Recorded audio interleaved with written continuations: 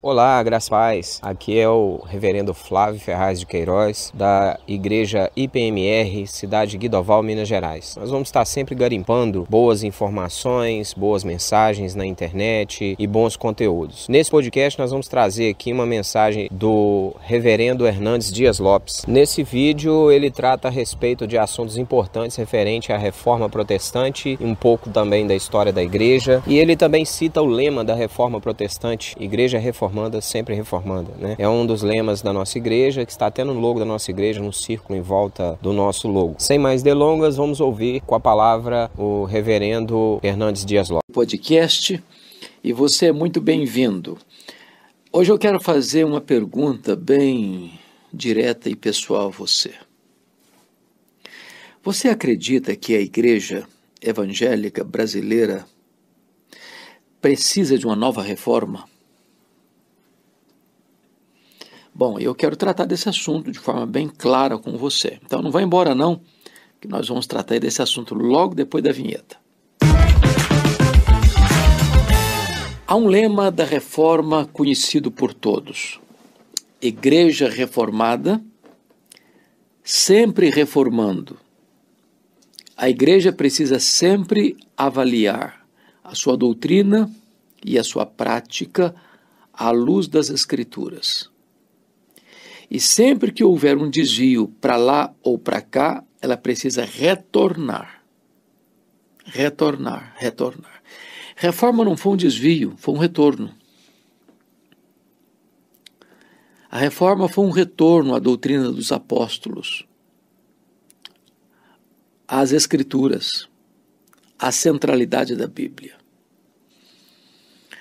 Poderíamos brevemente olhar para a igreja assim. Nos 5 primeiros séculos do cristianismo, nós tivemos aquilo que nós chamamos do período dos pais da igreja, período da patrologia, período da patrística. Nesse período, o que mais ficou em efervescência foi a doutrina de Cristo. Talvez pela influência do pensamento grego, que negava a encarnação e a ressurreição de Cristo. Muito se debateu sobre a questão da divindade de Cristo, sobre a questão da humanidade de Cristo, sobre a questão da pessoa divino-humana de Cristo. E nós tivemos 3 grandes concílios na igreja para resolver essa questão doutrinária. Em 325, o primeiro concílio geral em Nicéia, convocado pelo imperador Constantino, em virtude da pregação herética diário em Alexandria, afirmando que Jesus não era Deus, Deus de Deus, luz de luz, coigual, coeterno e consubstancial com o Pai.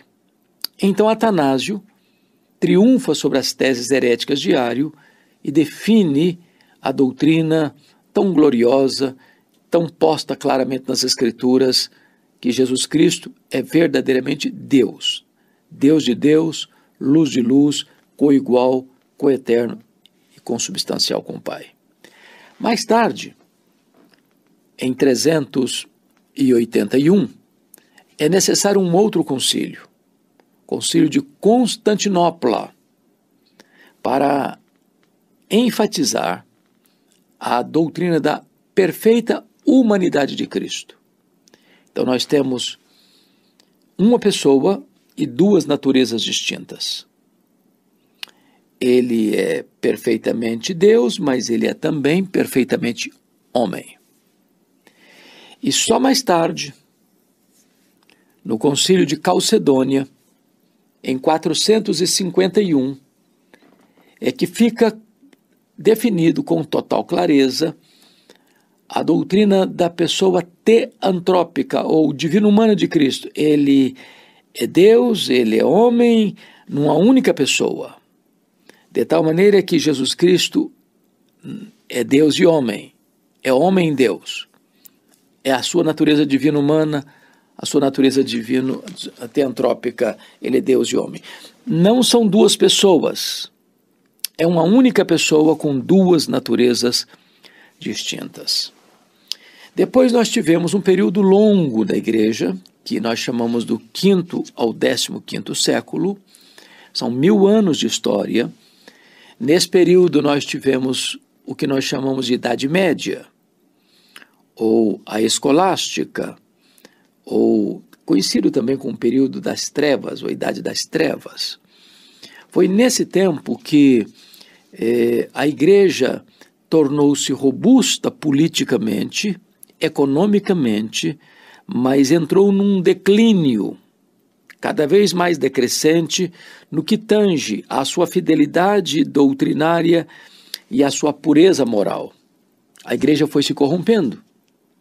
Muitos dogmas foram sendo inseridos, porque agora o cristianismo, até então perseguido, ganhou status de religião oficial do Estado. E agora os crentes já tinham seus bens confiscados, devolvidos, eles não precisavam mais se refugiar em catacumbas, em cavernas. Agora o próprio Estado construía grandes templos, eles tinham prestígio, e então a porta de entrada da igreja ficou muito larga. Agora não era conversão, era conveniência. E as pessoas vieram para dentro da igreja, trazendo em sua bagagem muito do seu paganismo das religiões politeístas. Muitos dogmas, então, foram inseridos, introduzidos na dogmática cristã, sem qualquer amparo nas Escrituras. Por exemplo, o dogma de Maria, Mãe de Deus, mediadora, corredentora, imaculada, Rainha do Céu, o dogma do purgatório, da transubstanciação, da missa como sacrifício incruento, do confessionário, das relíquias, das imagens, da salvação pelas obras, da tradição como autoridade equiparada às Escrituras, mais tarde a infalibilidade papal, as indulgências e por aí vai. Então a igreja foi se corrompendo, foi se afastando da verdade, se distanciando da doutrina dos apóstolos. Então Deus começa a preparar o cenário para a reforma. Começa século XIV e XV, no norte da Itália, com a Renascença. O renascentismo foi um movimento cultural no norte da Itália, mexendo com a questão da ciência, com a questão política, com a questão das artes, com a questão da religião, e desta maneira a igreja foi sendo arejada no seu pensamento com a volta aos clássicos, né? Então, muitas ênfases foram dadas, por exemplo, na economia. Então, de certa forma, a Renascença tirou essas 5 áreas do poder, do controle da igreja. A economia com as viagens às Índias, a ciência com a descoberta de Nicolau Copérnico, as artes com as obras de Miguel Ângelo e Leonardo da Vinci, a política com a obra O Príncipe, que foi tão revolucionário no seu tempo, e a religião com a questão de Lutero, o monge agostiniano Martinho Lutero, que vai descobrir as Escrituras, mormente Romanos 1,17, o justo viverá pela fé. Deus levanta também, logo depois, um homem que vai ter uma invenção fundamental, 1450, que foi a invenção da imprensa por Johannes Gutenberg na Alemanha. Isso deu celeridade à mensagem reformada e deu amplitude a esse movimento. Mas Deus estava preparando também esta reforma, cerca de 100 anos antes da reforma, basicamente, ou até um pouco mais, aquilo que nós chamamos dos pré-reformadores. John Wycliffe, na Inglaterra, John Hus, na Boêmia, Jerônimo Savonarola, na Itália. Esses pré-reformadores eram homens cultos que, conhecendo as Escrituras, transformado pelo poder do Espírito Santo, começar a denunciar os erros da igreja, os desvios doutrinários da igreja, começar a pregar a palavra de Deus. Foram presos John Hus e Jerome Savonarola e martirizados por causa da sua fé. Porém, 100 anos depois, o monge agustiniano Martinho Lutero, ouvindo o embaixador do Papa Leão X, Johannes Tetzel, pregando a questão das indulgências na Alemanha, perdão de pecados, ele, então, já conhecendo as Escrituras, já tendo uma experiência com Deus, ele vai fixar nas portas da igreja de Wittenberg, no dia 31 de outubro de 1517, as 95 teses contra as indulgências. Estava deflagrado aí o movimento da reforma. Mas Lutero não queria sair da igreja, não queria romper com a igreja, queria reformar a igreja. Porém, em 1521, ele é convocado à Dieta de Worms, onde estava lá o grande imperador, o Carlos V, estavam lá as autoridades eclesiásticas, e ele não foi chamado para discutir, ele foi chamado para se retratar. Suas obras estavam sobre a mesa, aquela grande assembleia reunida, e ele é convidado a, então, se retratar do que estava pregando e escrevendo. E ele, então, responde: a não ser que vocês me convençam pelas Escrituras que eu estou errado, eu não posso me retratar.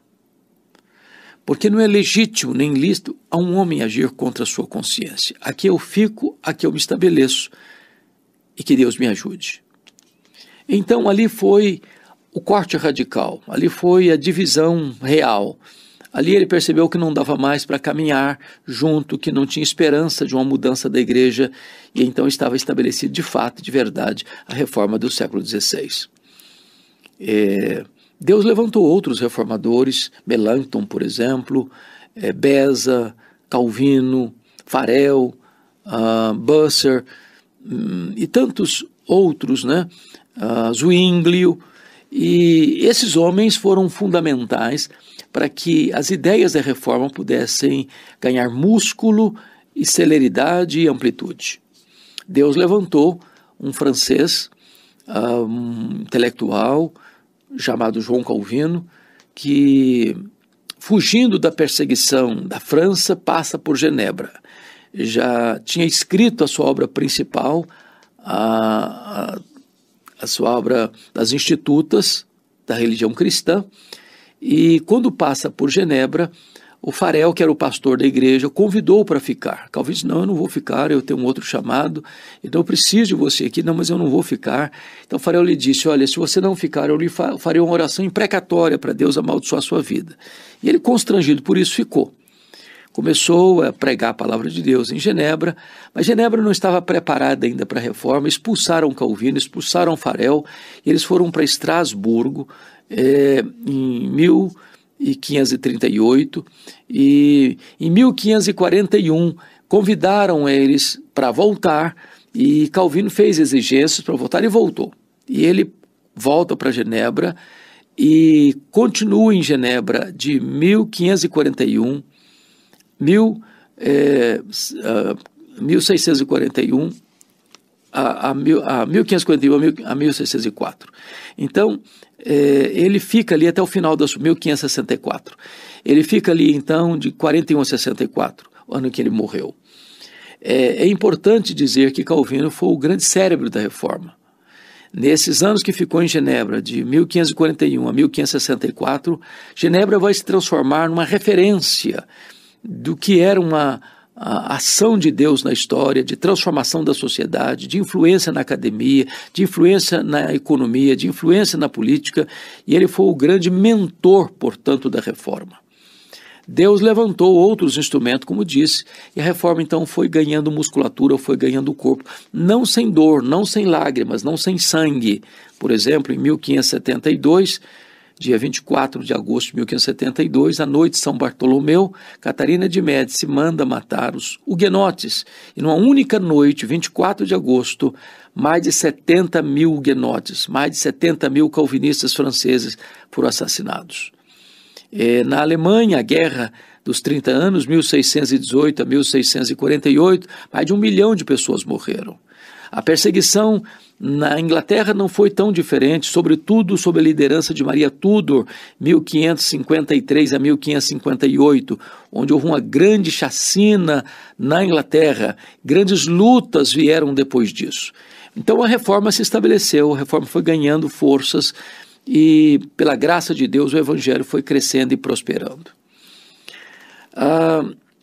Algumas ênfases foram importantes na reforma, e 5 delas foram as principais. Sola Escritura, só a Escritura. Sola Gratia, só a graça. Sola Fide, só a fé. Solus Christus, só Cristo. Só lhe deu glória, só a Deus a glória. Então essas ênfases ainda continuam até hoje como ênfases necessárias para a saúde doutrinária e espiritual da igreja. Porém, a igreja foi sofrendo novos ventos contrários. E eu quero destacar alguns deles.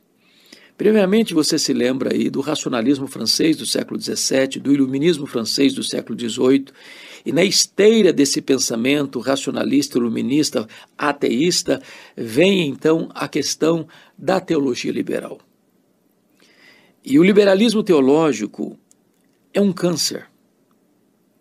O liberalismo teológico, onde ele chega, ele mata a igreja. Ele não começa nos bancos, ele começa nas cátedras, nos seminários. Dos seminários ele desce para o púlpito e do púlpito ele mata as igrejas. Qualquer igreja que assinar o liberalismo teológico assina no mesmo dia o seu atestado de óbito. O liberalismo devastou a igreja na Europa, devastou a igreja na América, está devastando a igreja mundo afora, inclusive aqui no Brasil, onde nós temos denominações que não apenas flertam com o liberalismo, mas já sucumbiram ao liberalismo. O liberalismo, como diz, começa nos seminários, onde as pessoas não acreditam mais que a Bíblia é a palavra de Deus, inspirada, inerrante, infalível, suficiente.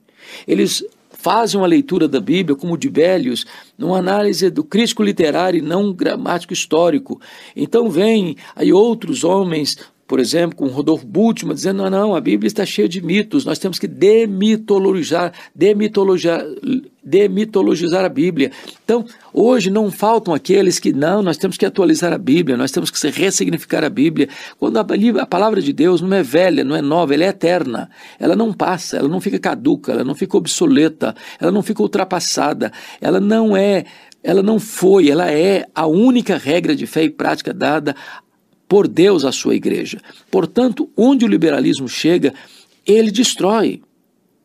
Então nós precisamos de uma nova reforma, porque muitas igrejas chamadas protestantes sucumbiram ao liberalismo. As denominações históricas, quase todas, se não todas, foram afetadas pelo liberalismo. E as pessoas perderam a sua fé nas Escrituras, na ressurreição, na concepção virginal de Cristo, na encarnação de Cristo, na ressurreição de Cristo. As pessoas estão esvaziando a palavra de Deus das verdades magnas do cristianismo. O liberalismo vem para assolar e destruir. Então, precisamos de uma nova reforma, sim. Porque o liberalismo tem atingido, afetado, contaminado, fermentado e destruído igrejas mundo afora.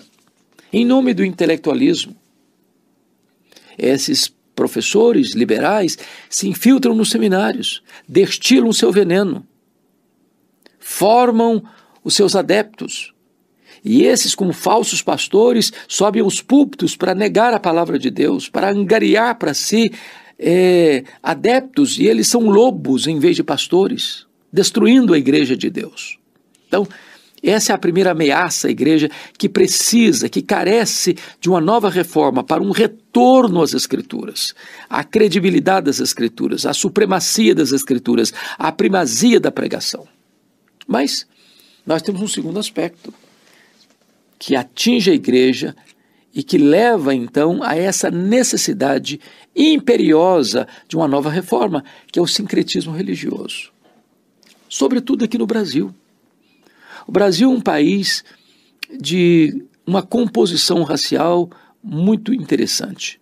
Nós somos uma miscigenação de raças. Nós temos a influência dos indígenas, que são nativos aqui. Nós temos a influência dos portugueses que vieram para cá, os europeus portugueses. Nós temos a influência dos franceses, dos holandeses que também passaram por aqui. Nós temos a influência dos africanos que vieram em grande quantidade para o Brasil. Então nós somos uma mistura de raças. Mas essa mistura de raças produziu também uma mistura de crenças. Seja a pagelança indígena, seja o kardecismo francês, seja o catolicismo romano de Portugal e da Espanha, seja os cultos afros dos escravos que vieram. Então, essa mistura de crenças gerou o que nós chamamos de sincretismo religioso.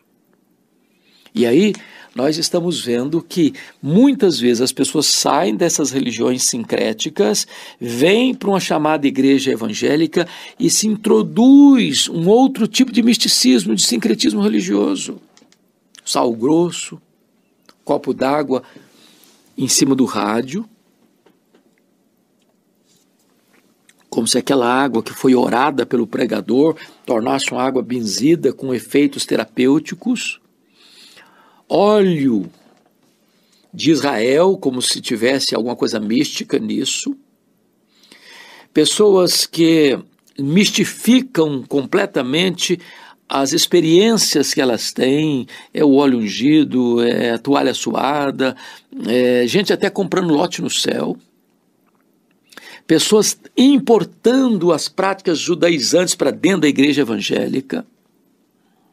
Então, essas práticas vão sendo introduzidas no culto, na liturgia, introduzindo novidades no culto e na liturgia, como se a simplicidade do evangelho não fosse suficiente. Todo esse sincretismo, todos esses acréscimos são estranhos à palavra de Deus. É fogo estranho diante de Deus. Nós não podemos concordar, nós não podemos aceitar, nós não podemos sequer concordar minimamente com isso. Precisamos uma nova reforma, uma volta às Escrituras. O sincretismo religioso está graçando no Brasil, né? Então, é a teologia da prosperidade por um lado, a divulgação de milagres a granel, onde se faz propaganda de milagre que nunca aconteceu. É a gente transformando o evangelho num produto, o templo numa praça de negócio, os crentes em consumidores, o objetivo final é o lucro. São as pessoas comercializando o sagrado, desengavetando as indulgências da Idade Média. São os altos cachês pagos a cantores e pregadores. É o comércio do sagrado. Todas essas questões estão sendo introduzidas na igreja evangélica com laivos de misticismo, com laivos de sincretismo. Pessoas estão correndo atrás de gurus espirituais, de profetadas espirituais, onde pessoas estão tendo visões e revelações forâneas, estranhas às Escrituras, e a igreja está se perdendo nesse mar de misticismo, de sincretismo religioso. Nós precisamos de uma nova reforma. A morte está na panela. As pessoas estão consumindo veneno, achando que estão comendo pão fresco da padaria do céu. Então, é preciso uma nova reforma, uma volta às Escrituras. Mas eu queria concluir dizendo que nós precisamos de uma nova reforma também por causa de uma ortodoxia morta. Temos igrejas que até professam a doutrina certa, ortodoxa. Não aceitam heresias, não aceitam falsas doutrinas, não aceitam inovações, estão corretos nesse sentido, mas botaram a vida espiritual no piloto automático. Só tem luz na mente, mas não tem fogo no coração. É o conhecimento sem a experiência. É uma fé apenas teórica, intelectual. mas que não desce ao coração no que tange a fervor, a piedade, a consagração, a plenitude do Espírito Santo. Temos visto igrejas que se dizem ortodoxas, mas estão engessadas, ossificadas. Elas não crescem. E as pessoas ainda geram uma boa desculpa, não, mas são os eleitos que não vêm, ou não tem eleito, ou na hora certa os eleitos virão, mas eles também não pregam, eles também não testemunham, e eles também estão guardados e protegidos e limitados a 4 paredes. E a fé vem pelo ouvir a pregação da palavra de Deus. Não tem oração, não tem jejum, não tem fervor, não tem entusiasmo, não tem alegria, não tem vibração com as coisas de Deus, não tem brilho nos olhos, não tem coração compungido, não tem choro pelo pecado, não tem arrependimento para a vida, não tem plenitude do Espírito Santo. Nós precisamos não apenas de luz na cabeça, precisamos também de fogo no coração. Precisamos de uma nova reforma. Igreja reformada, sempre reformando. Quero concluir a minha fala dizendo que nós precisamos de um reavivamento, mas reavivamento passa pela reforma. Primeiro o povo de Deus acerta a vida com Deus, primeiro o povo de Deus se volta para Deus, primeiro o povo de Deus se volta para a palavra de Deus, então Deus derrama do seu Espírito sobre a sua igreja. Não há avivamento sem reforma, não há reforma sem arrependimento.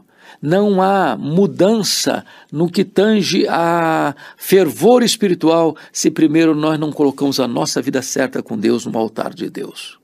Então, a minha palavra hoje para a Igreja Evangélica Brasileira e a Igreja Evangélica mundo afora, Deus tem me dado a oportunidade de visitar tantas nações, vários países, pregar em vários países, e a conclusão que eu chego é que a necessidade aqui do Brasil é a necessidade das outras nações do mundo.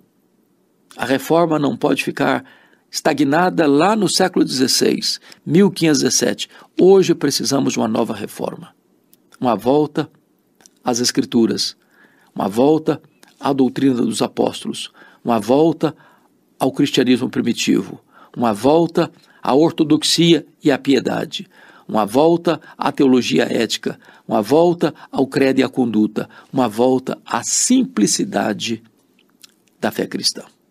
Bom, se essa reflexão abençoa a sua vida, eu gostaria que você repartisse e compartilhasse esta palavra com outras pessoas. Assim nos ajuda a levar a palavra de Deus para mais longe, para alcançar mais pessoas. Deus abençoe sua vida, Deus abençoe seu coração e até o nosso próximo podcast.